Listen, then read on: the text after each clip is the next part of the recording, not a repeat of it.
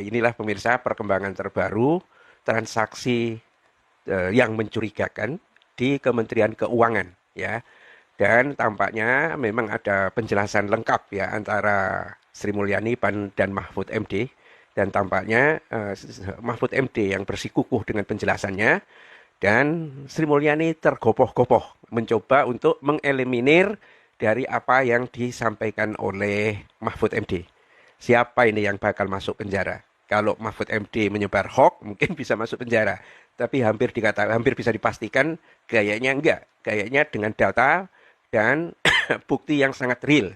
Yang menjadi masalah justru sekarang ini adalah Sri Mulyani. Jangan-jangan dia memang terseret ya karena mendiamkan kementeriannya begitu bobroknya sehingga transaksi mencurigakan itu mencapai bukan sekedar 300 triliun pas pemirsa, tapi 349 triliun.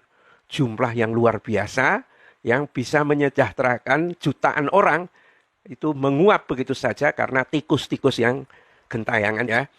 Memang ini pemerintah mengungkapkan nilai transaksi janggal di Kementerian Keuangan berdasarkan laporan Pusat Pelaporan dan Analisis Transaksi Keuangan (PPATK) itu adalah sebesar 349 triliun.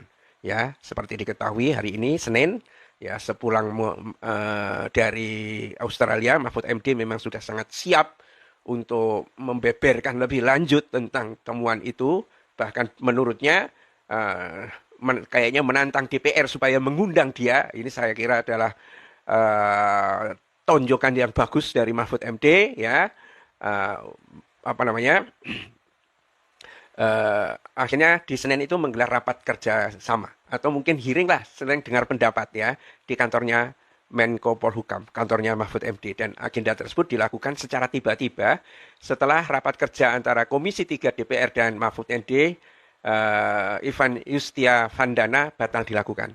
Kita tidak tahu alasannya apa ya. Komisi 3 itu membatalkan rapat dengan Mahfud MD dan Ivan Yustia Vandana. Tetapi kita bisa analisis pemirsa, kalau misalnya kasus transaksi 349 triliun itu digelar dan dibuat secara terbuka, ambruk ini pemerintahan Jokowi ini. Karena akan menyeret kasus semua.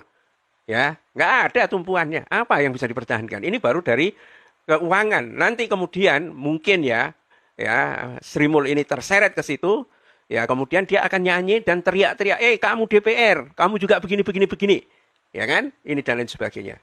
Ya, ternyata malah ya kan kemarin-kemarin itu kan Komisi DPR itu Komisi 3 DPR kan seolah-olah nuduh itu.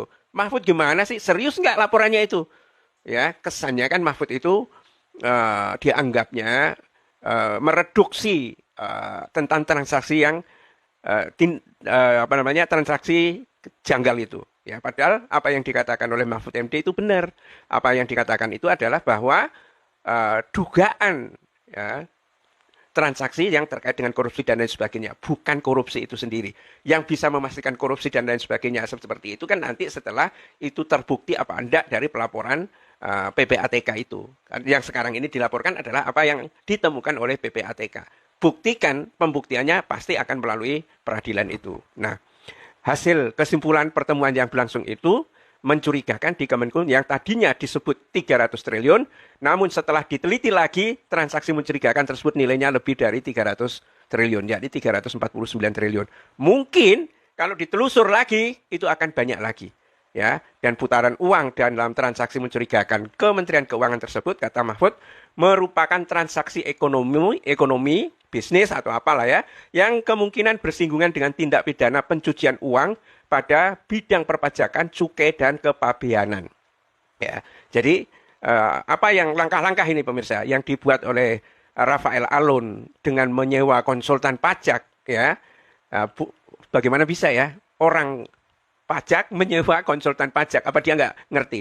Itu adalah memang ada uang masuk atau seperti apa, dan supaya seolah-olah bukan uangnya, dia menggunakan nama konsultannya dan lain sebagainya itu sebagai nominai, ya pinjam nama lah, ini uangku loh ya, tapi namanya nama kamu gitu. Dan terbukti bahwa salah satu atau dua konsultan pajak Rafael Alun ini kabur ke luar negeri adalah karena dia tahu resikonya bahwa namanya digunakan untuk uang-uang yang transaksinya tidak jelas itu, ya sama seperti itu, ya. Ini saya kira bongkarannya yang sangat serius dari siapa Mahfud MD dan Ivan ini luar biasa, membuat gempa ya mungkin itulah ya goncangan yang luar biasa di kabinet ini. Ya kita tidak menduga ya bahwa DPR Komisi 3 itu malah membatalkan. Harusnya kalau DPR itu adalah wakil dari rakyat mengetahui ini, oh semakin antusias itu. Cuma apa berani dia melakukan seperti itu? Apa cukup mampu enggak?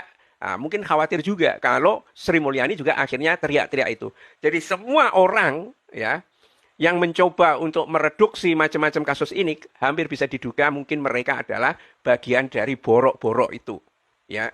Dan menarik memang pemirsa ya ketika kalau yang penjelasannya yang sangat kontras antara Mahfud MD dengan Kementerian Ekonomi adalah kalau Sri Mulyani ya itu ternyata menurutnya ya 90-an sekian surat yang dari PPATK itu atau 67 berapa itu ada beritanya pemirsa itu tidak terkait dengan orang Kementerian Keuangan. Oh enggak, yang disebut terkait itu apa kan begitu. Kalau namanya enggak ada hubungan keluarga dan lain sebagainya mungkin saja itu enggak. Tetapi kalau ada surat bawah tanah ditandatangani mereka berdua kemudian pinjam nama ya coba seperti bayangkan pembelian mobil Rubicon yang dilakukan oleh Rafael Alun menggunakan orang yang tidak ada hubungannya apa-apa di Gang Sepit ya Samsudin apa siapa namanya nggak kebayangkan gitu kan tetapi ketika dilacak adanya mobil Rubicon itu dari mana kemudian si Udin ini kemudian tanya ini miliknya Pak Rafael mau apa Sri Mulyani ya ini saya kira saatnya juga para maling tikus dan sebagainya borok-borok itu dipotong semua saja nggak peduli apakah dia Menteri Keuangan paling cerdas atau apa, kalau memang terbukti dia seperti itu ya ngapain juga. Kita malah merasa ditipu habis-habisan dari sejak dulu gara-gara orang seperti ini. Ya gayanya aja sok bersih, tapi sebetulnya coroknya bukan main.